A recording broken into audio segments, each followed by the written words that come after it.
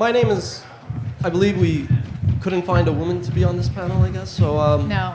Okay, so my name is Ashkan Karbasfrooshan. I'm the CEO of WatchMojo.com. WatchMojo.com has been around since 2006, and we actually are one of the few crazy people that produce original video programming. So we have a catalog of 7,500 videos. We produce 400 minutes of content each month, about 100 clips. We basically cover the people, places, and trends that you audiences care about. We reach 15 million people online, 40 million in out-of-home, a couple million in mobile, and I have no idea how many people in over-the-top connected devices. So, to start off, I'm going to let you guys butcher your own name and plug what you do. But instead of just being like a marketing thing, I want you guys to explain who you are and what you do in the context of the first question, which is, TV is a $70 billion US market in the US, and online video did about a couple billion.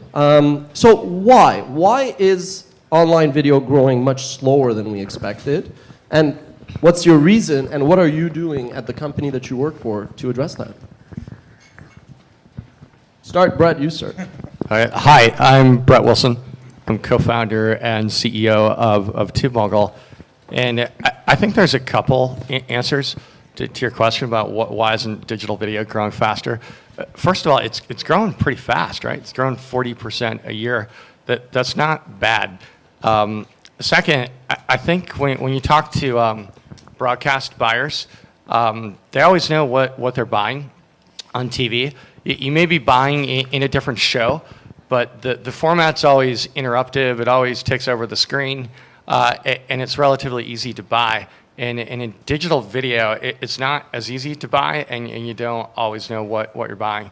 That's why it's not growing faster. And my company has a DSP for video. Essentially, we make it really easy to buy digital video on any screen, and we make it really accountable and transparent as well. Mark Wagman from Acuin Media. We are Omnicom's trading desk. I am our group product director responsible for video and our data practice and whatever that entails. I think from the trading desk perspective, to Brett's point, it is growing rather quickly, not as quickly as some people thought. I think today we obviously see a lot of the money come from the display side of the house being shifted over to online video, where we would have hoped, I think, that money would come from TV. The two big things I think preventing that today are transparency, both at the pricing and, once again, to Brett's point, where that inventory is running. TV is a rather predictable medium for that perspective. You're buying a show, you're buying a network, you're buying a time slot, and online video has been, to date, a little bit of the Wild West with respect to that. So we're fighting that battle, trying to figure out ways to help those advertisers figure out, more accurately where they're running and how they're running. And then from the pricing perspective, obviously, different online ad units, different costs. Just making sure that our advertisers know what they're buying is becoming more difficult. But a lot of the video DSPs and other platforms are helping us kind of figure that out for those guys. Should we talk about fake pre-roll? That's my next question. Like 2 minutes that in the comes later. penalty box. It'll come up. So have you guys ever been to a website and a video just starts to load? And it may load in a banner or a small syndicated player.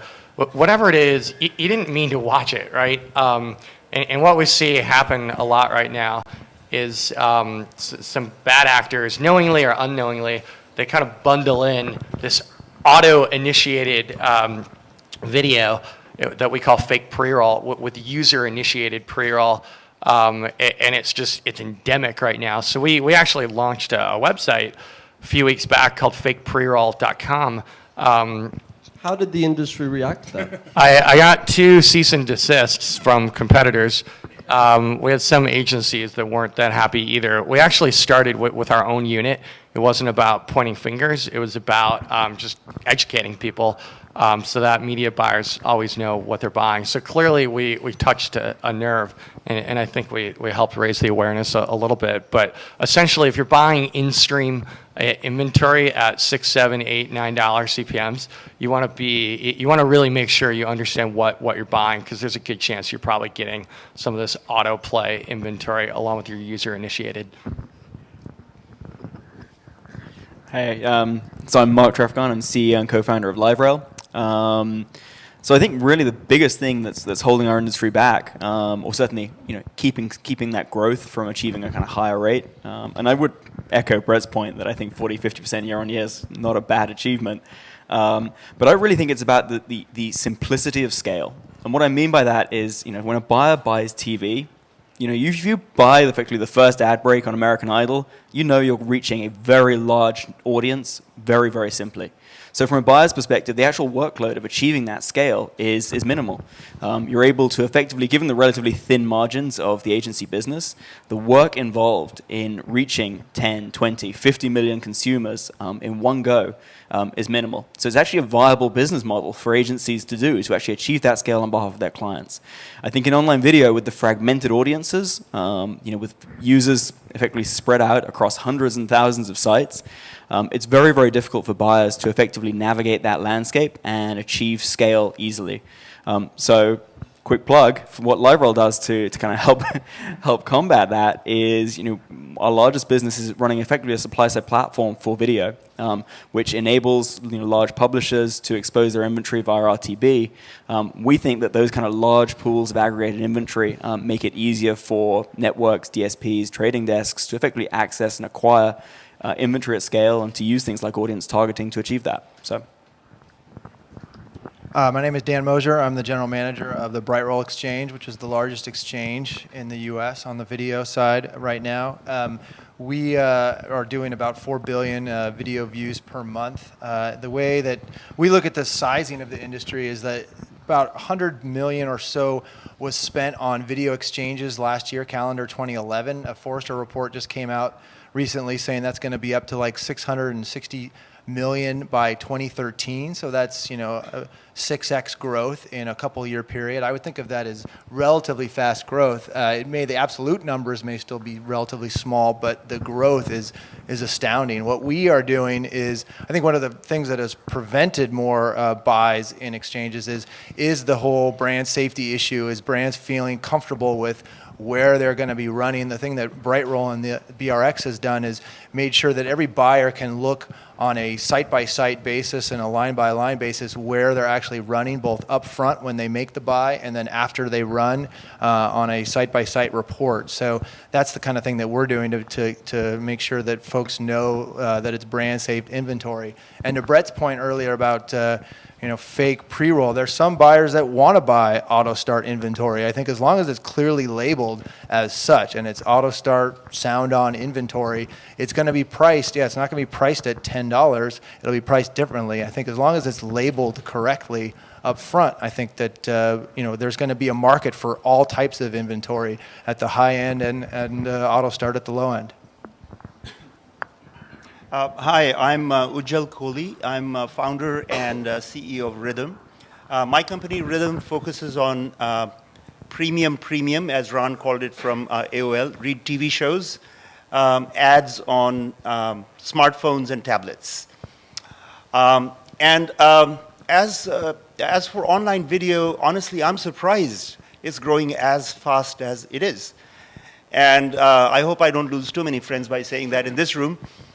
But if you compare it to another media that took off big time, search, took a decade or so to get to 20 billion, frankly, search was far, far more compelling compared to the alternatives that it replaced than online is compared to TV. There's definitely some good things, but lots of problems. Some systematic things that I believe won't be corrected, and many problems like what Brett described that can be corrected.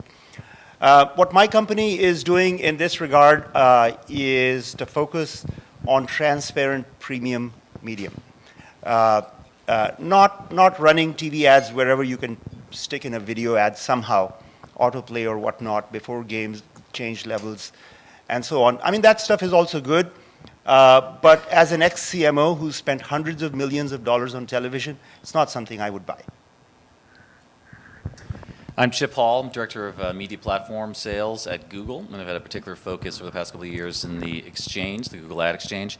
At Google, we're a little unique in that we are both a very, very large video publisher in YouTube, as well as in terms of just display exchange, probably the largest display exchange in the world. And in terms of growth, I'm going to echo my panelists here and say I think we're growing pretty fast. But to give credibility to the question, and you guys probably have the same pressure, I'm getting incredible pressure to grow faster. So as fast as we're growing, it clearly is not fast enough. So how and what can we do? A lot of things, and just to try to add some new items to what's already been said. One is clearly inventory.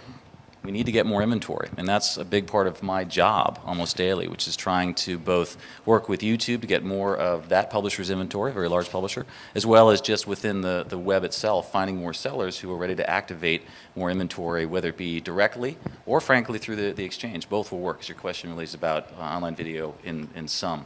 The other part, which was briefly mentioned here, is workflow. And I think that we have the same problem within video that we have generally within data-driven display, and that is, are we really thinking about how the creative will, any creative, whether it be print, TV, et cetera, I think it's translated into its digital form. I think whether it be advertisers themselves or agencies, we're still figuring out that workflow. We have an opportunity with video as a format to really connect the kind of the TV plus the digital experience, and people are starting to do that. We can get better at it. As we get better at it, I think we'll actually have more video content, more ad content that will hopefully play against more inventory. Okay, so just to explain, my question was mainly in the context of where we expected the market to be like 5-6 years ago. So, some of you might get my articles in your inbox and delete them on Mondays, and I've been writing about the space for a while. But I remember back in 2005, we used to say that by 2012, online video would be $7 billion, according to Forrester. I could visualize, that headline. So, yes, it's growing very fast, but it hasn't really grown to what we expected. And I think if we were a bit more honest with ourselves, which we are in this panel, then we understand why. Personally, I think it's because the businesses that have the big audiences, like the publishers that have the brands, the audiences, and the sales force, they generally don't have the video inventory. So it's, I guess, a combination. Okay, so you touched on fake pre-roll. Did you read my notes? But and then you sort of said, I mean, is it fair to say that then BrightRoll does sell that kind of?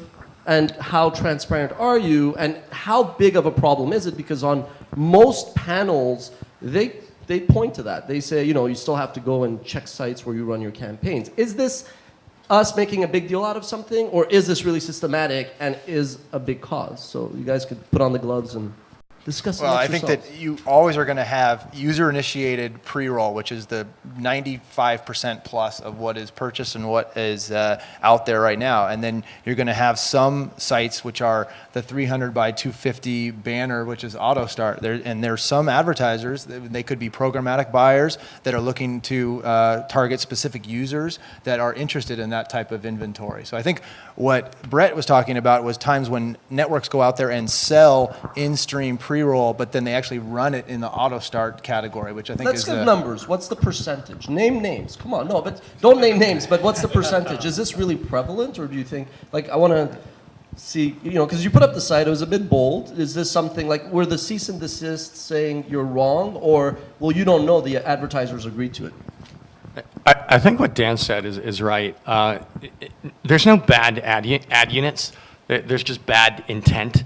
And there's players that are price driven, and they kind of bundle in different types of inventory to reach a low ECPM.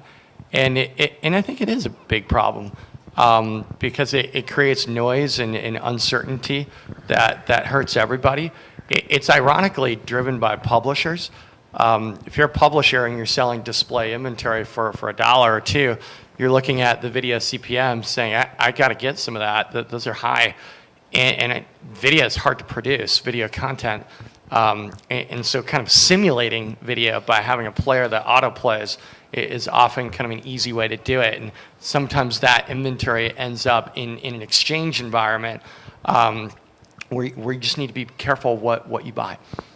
Okay, so the topic is, if somebody else wants to add, the topic basically touches on the multiple screen experience. So what are the pricing patterns and demand? Is it really one sort of, forget about the content. Obviously, traditional media companies are not going to put the cream of the crop online, let alone mobile or tablets. But are the CPMs the same? Are the fill rates the same? Maybe if you guys could add some, context there. I think the CPMs are very different for well-informed buyers. where the stuff is transparent. Now, if it's a clever bundler or blender, and the buyer is in cahoots, then it is what it is.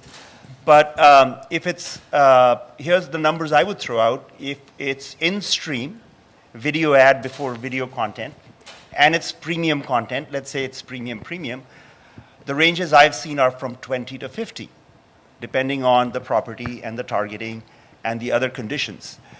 If it's a video ad that's in front of an app or a game, the price ranges I've seen are anywhere from 8 to 15.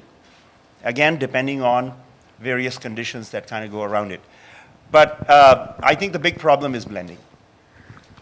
And I would sort of echo that sort of price ranges. I think what's important, and it goes back to what Brett was talking about in terms of there being no bad ads. There just has to be transparency of what is being sold and what is being bought.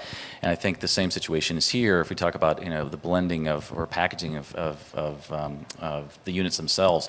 And this is something that we all are players in, which is just making sure that no matter what screen it is, that it's very clear what's being offered and it's very clear where you're going to run. We talk about transparency, like brand safety, things like that.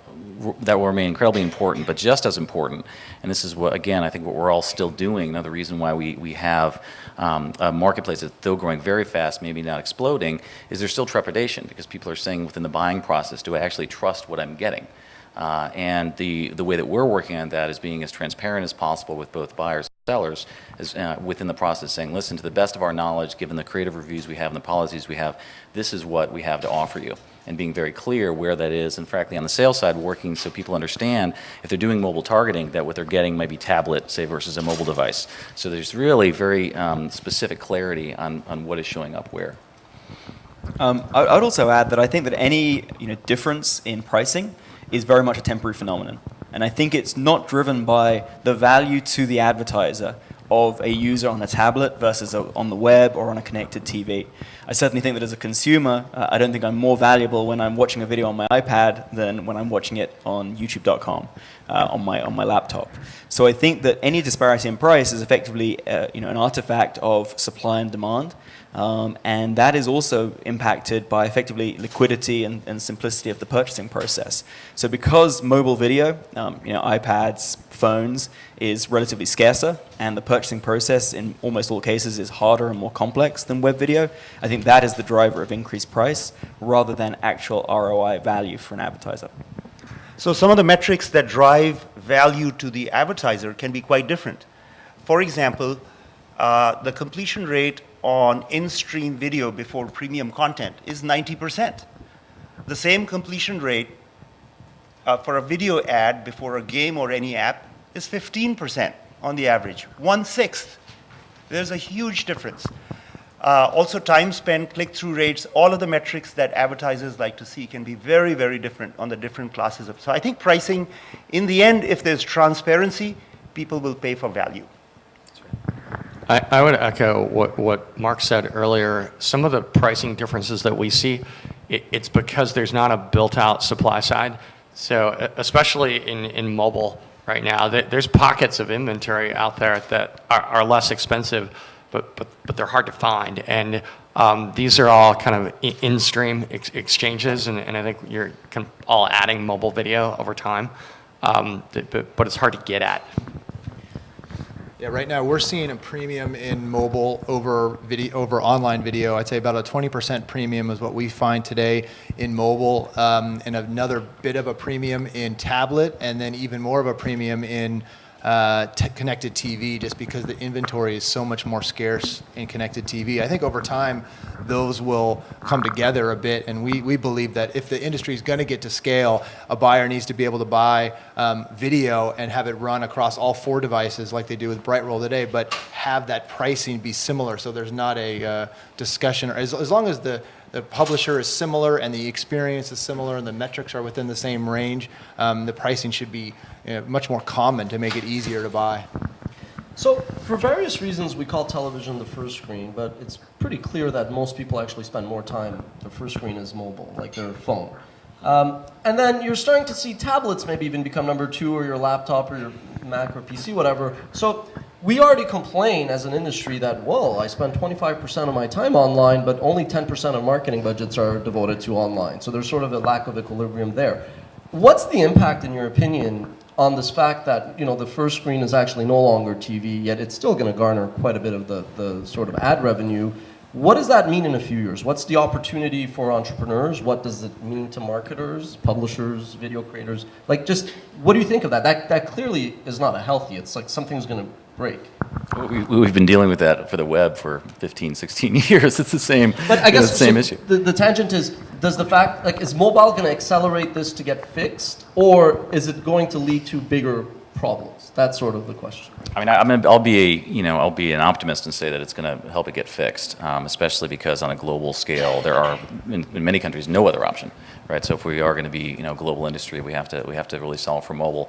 I think the question kind of leads us down the attribution path, honestly, and I've been in various panels. We've talked about that there actually are more attribution models than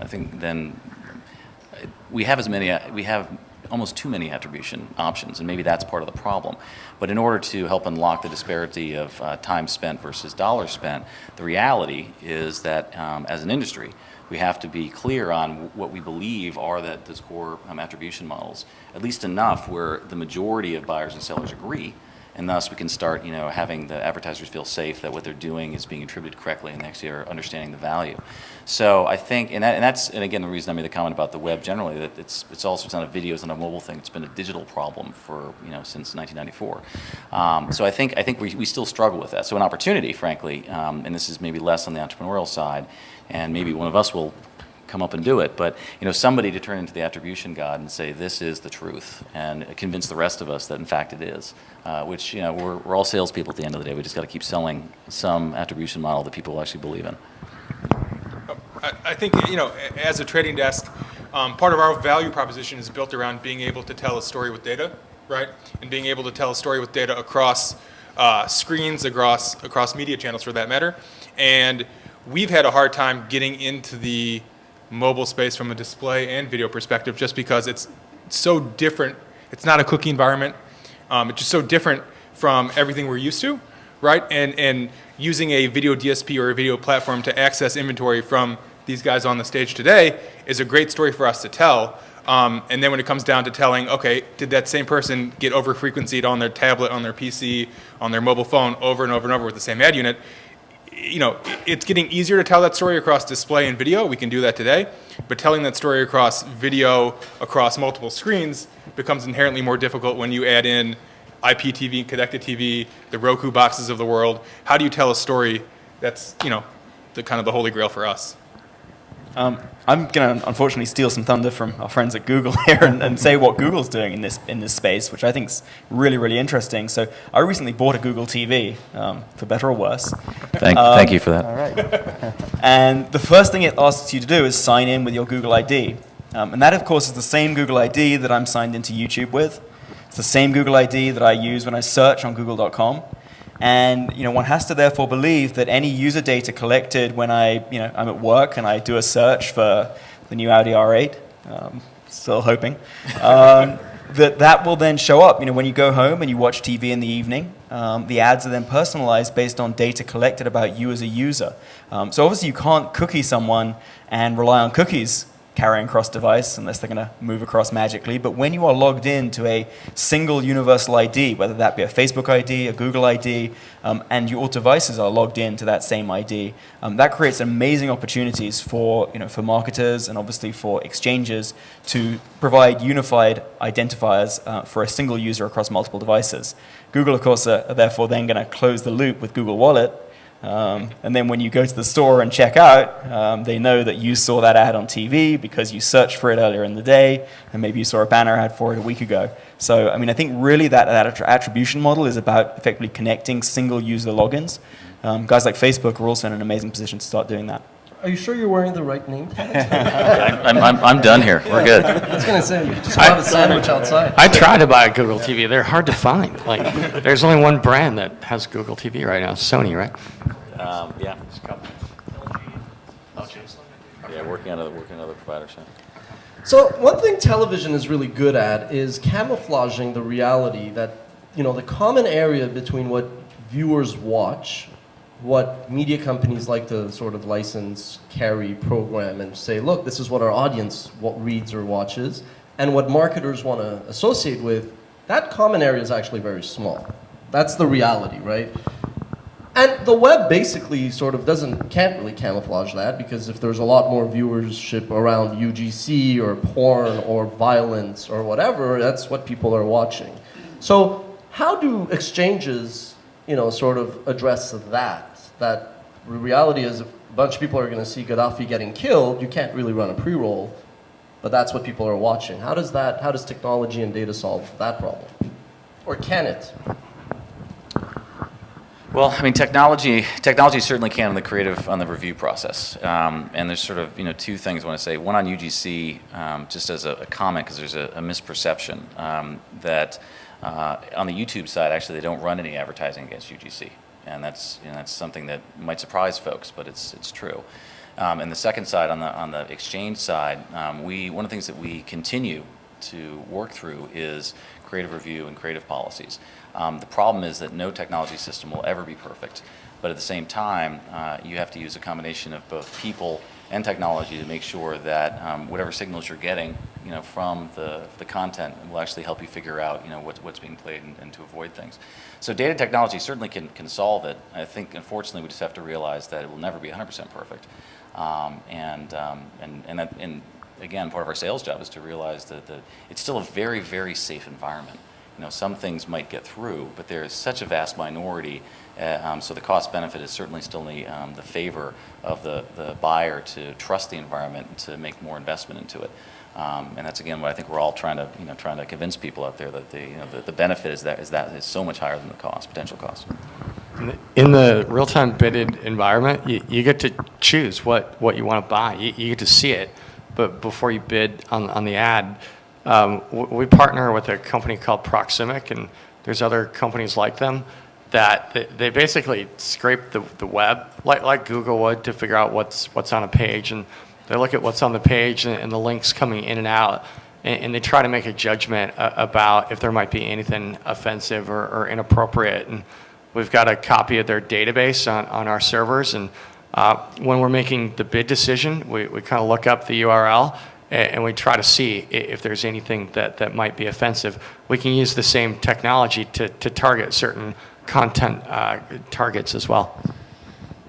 I'd also just say that I think, as a general rule of thumb, this is something that people are so fearful of that I actually think that delivery of ads against offensive or inappropriate content is actually a very, very rare phenomenon. From a marketer or from a DSP's perspective or an ad network's perspective, the cost of misdelivering one of your brand advertisers' campaigns is very, very high. It's incredibly damaging to the relationship. And so actually people are incredibly sensitive to it. And so there are multiple steps at every stage where, whether an SSP helps filter and curate content, DSPs then, or networks then effectively choose their site lists very, very carefully, and then layer on additional kind of programmatic techniques like Proximic Peer 39 to make sure on an RTB basis they're not buying it. So I think it's a very, very rare occurrence.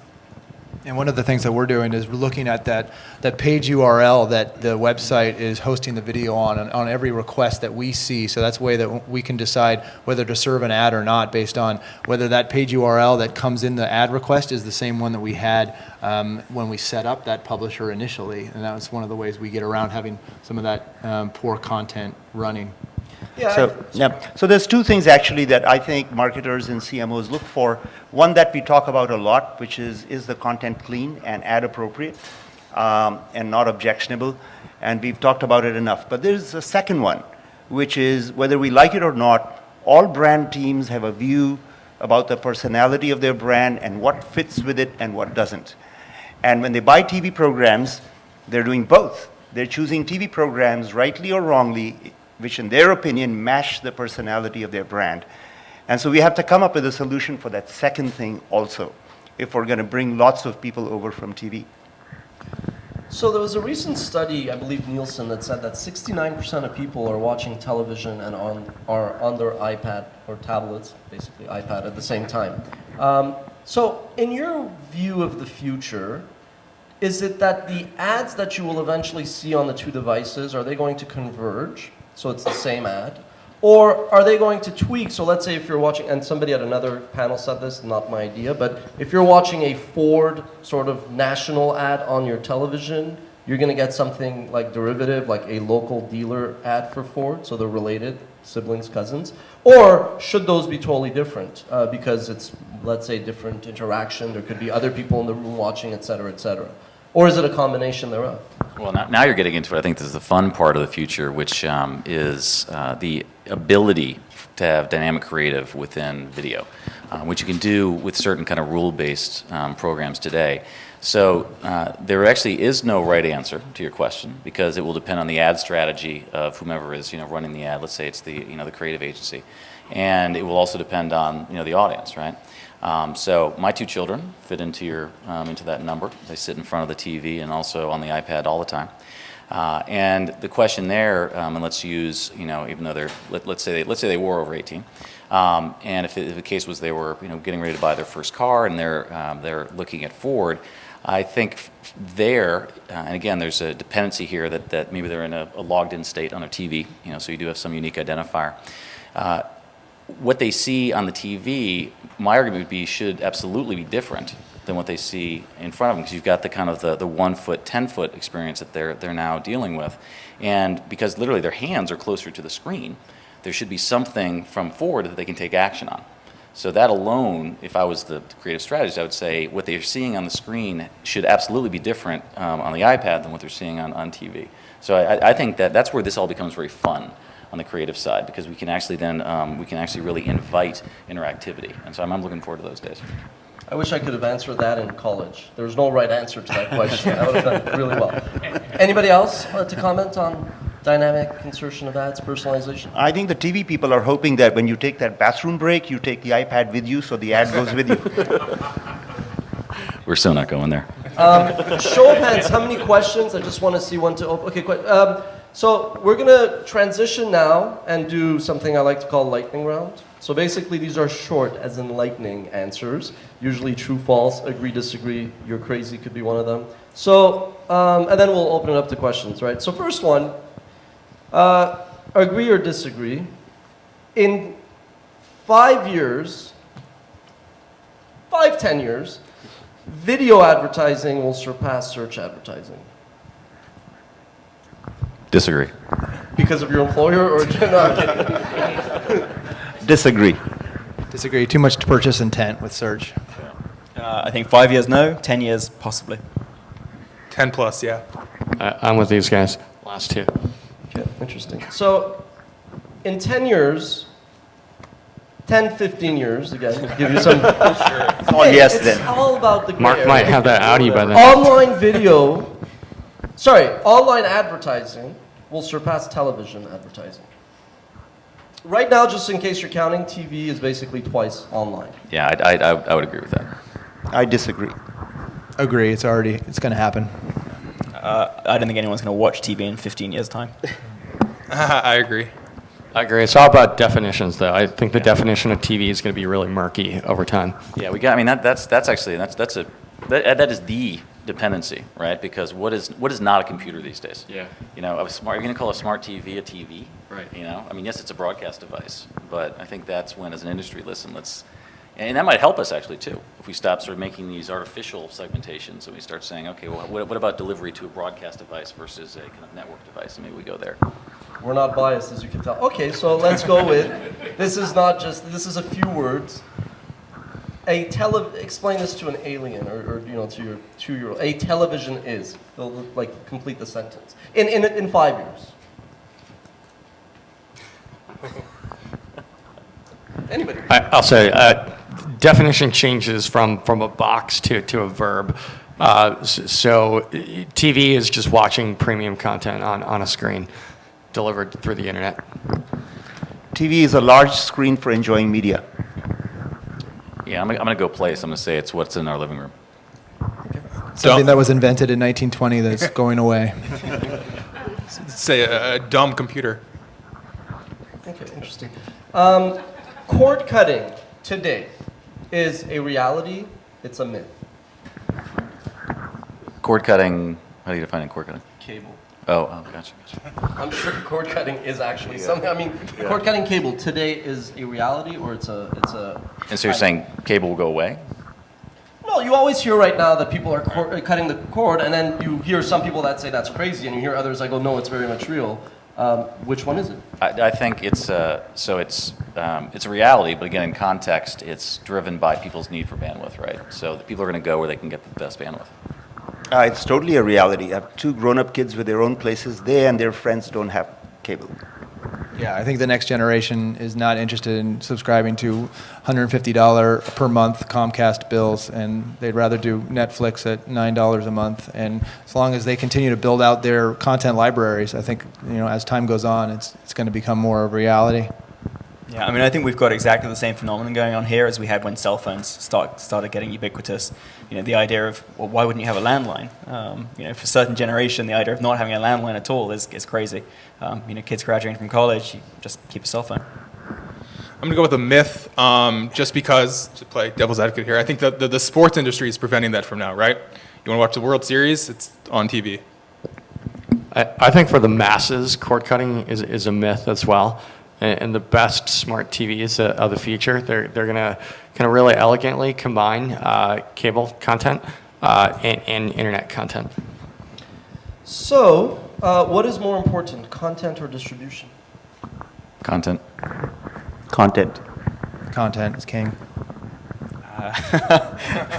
I would actually have to argue that I think both. I really think no, that there's no both. There's no C. There's no option C. You have to pick one. Content.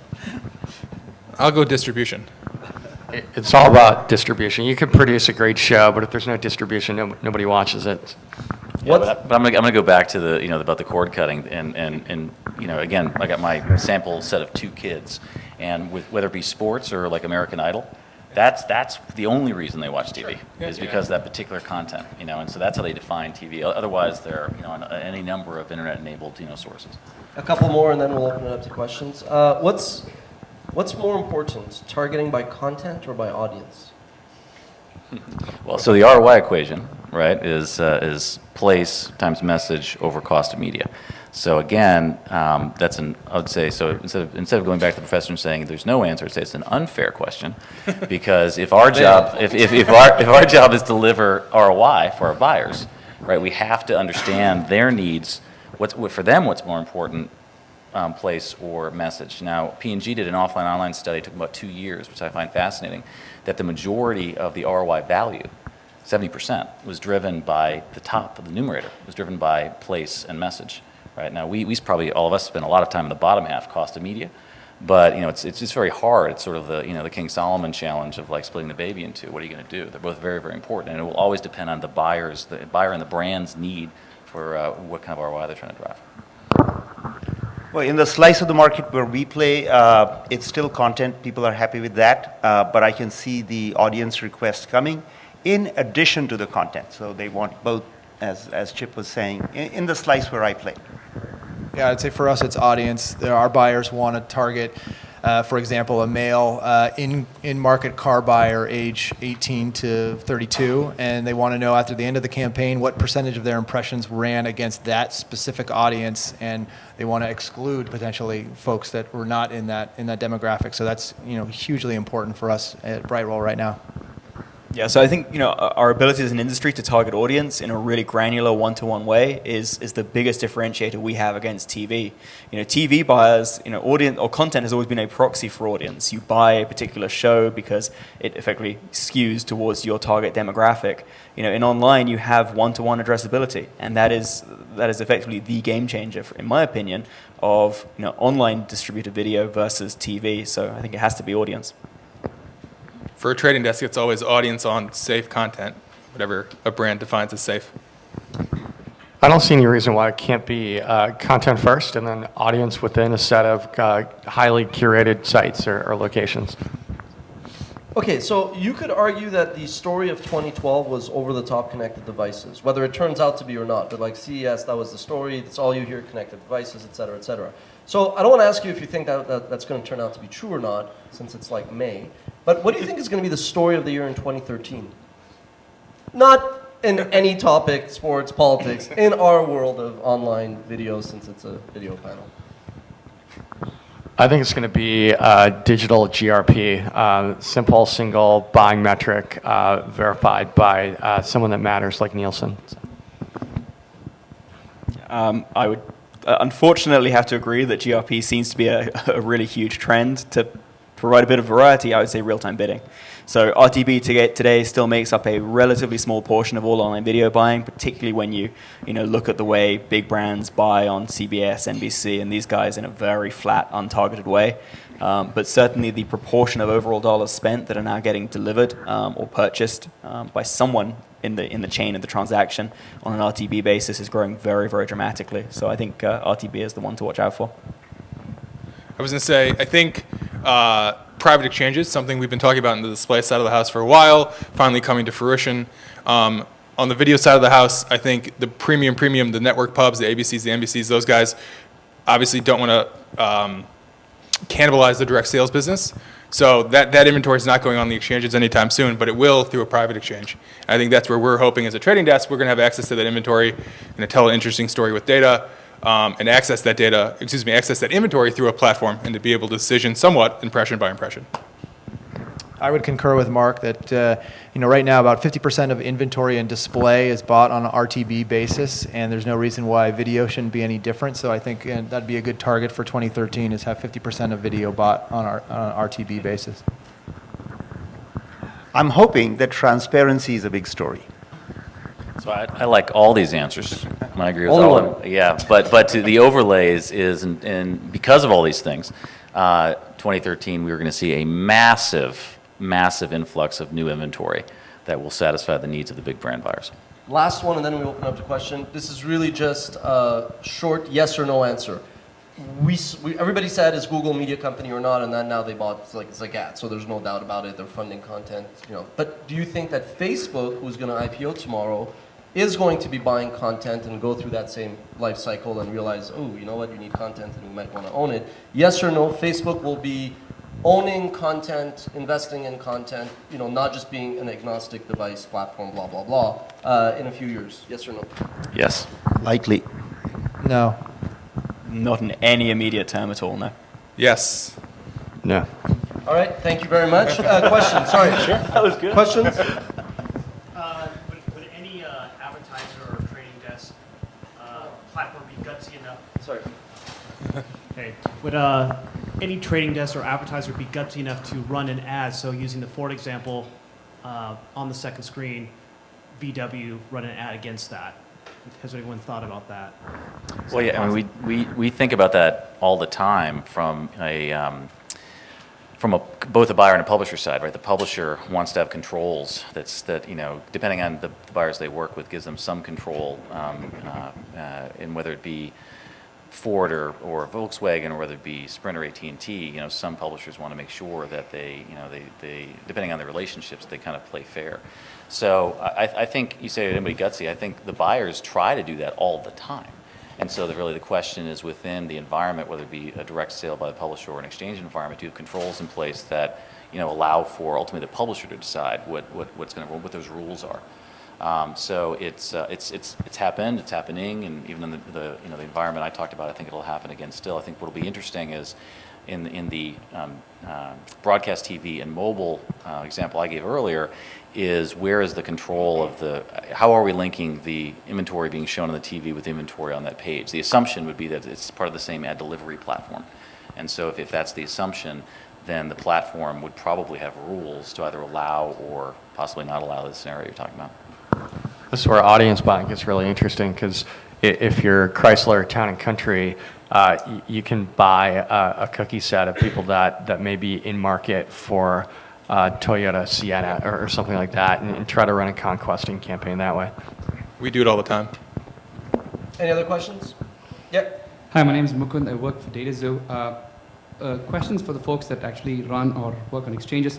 OTT video on exchanges, possible? I mean, is it reality? How far away do you think it's going to happen? It's difficult today, definitely, because of just the integrations with the different OTT devices is very different than the VAST and VPAID integrations we have on both web and HTML5 integrations we have in mobile today. So It is not a reality today, but I'd say fast forward, 6 to 9 months from now, by the end of the year, we'll definitely have inventory on the exchange that is connected TV and OTT. It's just a matter of, each of these devices has their own SDKs, their own ways of interfacing, and the usage is very scarce right now, but it's certainly going to be reality soon. Yeah, it's all, what we're doing now is no different from technology or even business for the past, hundreds of years. Demand will drive, right? If there's enough demand, it's going to happen. And so, There's actually 2 connected TV exchanges already. They're small, but there's AdRise and Flingo TV. Both focus just on connected TV. I believe that's it. I think that is it. Your red light is blinking. I noticed. I got really afraid. There's a secret red light up here, and if it blinks too much, the whole podium explodes. So anyway, thank you, everybody. Let's go there.